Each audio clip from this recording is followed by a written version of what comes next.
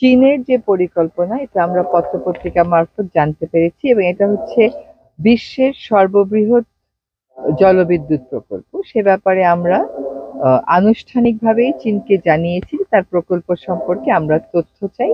সে প্রেক্ষিতে চীন যেটা আমাদেরকে বলেছে যে লোয়ার রাইপেরিয়ান দেশগুলোর ক্ষতি হবে না তাদের এই প্রকল্পের কারণে। তারপরেও আমাদের পানি সম্পদ মন্ত্রণালয় থেকে আনুষ্ঠানিকভাবে আমরা পররাষ্ট্র মন্ত্রণালয়কে বলেছি পররাষ্ট্র মন্ত্রণালয় যেন তাদের কাছ থেকে আনুষ্ঠানিকভাবে তথ্য উপাত্তগুলো চায়। তথ্য উপাত্তগুলো না পেয়ে আসলে কনক্লুসিভ কোনো কিছু বলা সম্ভব না।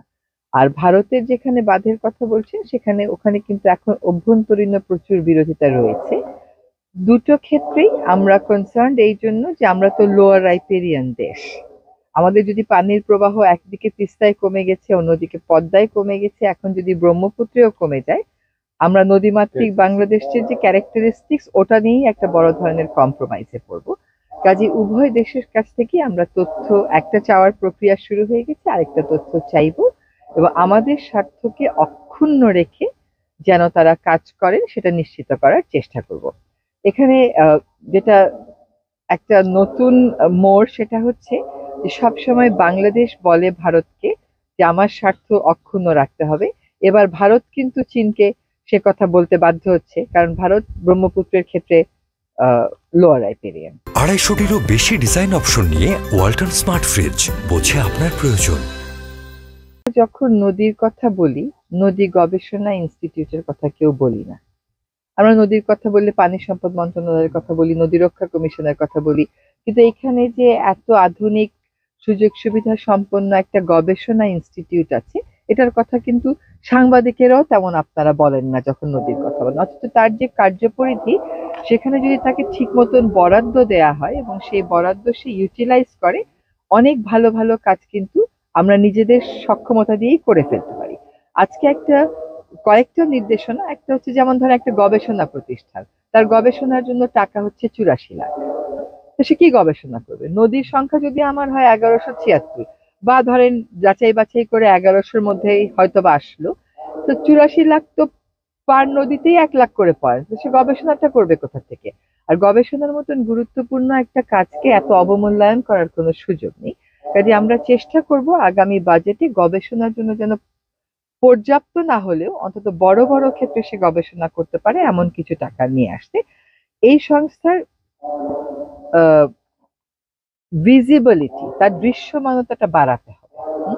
যেটা বললাম যে আপনারা তো কেউ এই সংস্থার কথা বলেন না, নদী দূষিত হলে বলেন না নদী গবেষণা ইনস্টিটিউট কি করছে, বলেন নদী গবেষণা নদী রক্ষা কমিশন কি করছে। তো নদী গবেষণা ইনস্টিটিউটকে কিছু কিছু কাজের এরকম নির্দেশনা দেয়া হলো যেটা তাদের ভিজিবিলিটি বাড়াতে সহায়তা করবে। যেমন শিল্প প্রবণ এলাকাতে নদীগুলো কি মাত্রায় দূষিত, ঢাকার বড় বড় নদীগুলো যে দূষিত সেগুলো জিপিএস পয়েন্ট দিয়ে সেই তো আমাকে আইডেন্টিফাই করে দিতে পারে। আমার তো দাতা সংস্থা থেকে লোন নিয়ে এটা করার প্রয়োজন পড়ে না। এটা একটা সিদ্ধান্ত হলো। বালু উত্তোলন একটা অনেক বড় ব্যাপার, একটা অনেক বড় বিরোধেরও জায়গা। তো বালু উত্তোলনের কি প্রভাব পড়ছে নদীর ইকোসিস্টেমের উপরে সেটা ব্যাপারেও তাকে গবেষণা করতে বলা হলো এবং কি প্রক্রিয়ায় করলে এই কনফ্লিক্ট গুলো আমরা এড়িয়ে চলতে পারি এগুলোর ব্যাপারেও তাকে রিকমেন্ডেশন দিতে বলা হলো। এই ধরনের রিকমেন্ডেশন যখন আসবে, যখন জিনিসগুলো মানুষের প্রাত্যহিক জীবনকে ছুঁয়ে যাবে, তখন কিন্তু এই প্রতিষ্ঠানের দৃশ্যমানতাটা বাড়বে। আরেকটা হচ্ছে যে আমাদের কিছু কিছু গবেষণা সরকারি পর্যায়ে হয়, সেই গবেষণাগুলো দেখা যাচ্ছে সরকার বিভিন্ন শিক্ষা প্রতিষ্ঠানকে বা অন্যান্য সংস্থাকে দিয়ে করায়। বিভিন্ন টেস্টিং হয়, সেই টেস্টিং গুলো আমরা অন্যান্য প্রতিষ্ঠানকে দিয়ে করাই। তো আমরা আজকে একটা সিদ্ধান্ত নিলাম যে যেখানে নদী গবেষণা ইনস্টিটিউটের সক্ষমতা আছে সেখানে নদী গবেষণা ইনস্টিটিউটকে দিয়েই করাতে হবে এবং সেটা সরকারি যেই সংস্থায় যাকে চুক্তি দেখ না কেন সেই চুক্তিপত্রে এই কথাটা লেখা থাকে। 250-টিরও বেশি ডিজাইন অপশন নিয়ে ওয়ালটন স্মার্ট ফ্রিজ, বোঝে আপনার প্রয়োজন। এইটা নিয়ে কতগুলো সরকারি সংস্থা কাজ করছে, তারা আসলে খুঁজে বের করবে যে এটা আসলে উস্কানিমূলক ছিল কিনা, এইটা মিটিগেট করার আর কোনো উপায় ছিল কিনা, এত বড় সংঘাতে যাওয়ার প্রয়োজন ছিল কিনা। তবে আমরা সকলকে আহ্বান করব ধৈর্য ধরতে।